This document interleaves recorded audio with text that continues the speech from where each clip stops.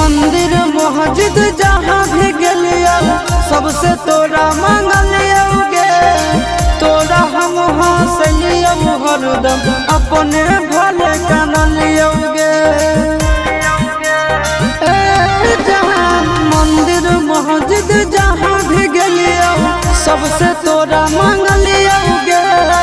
तोरा हम हंसलिया हरदम अपने भले कानलिया गे। तोर किस्मत खुलता तोर किस्मत खुलता जरता हमर भगिया गे। बसवे के डोलिया जानू बांस के रथिया गे। बसवे के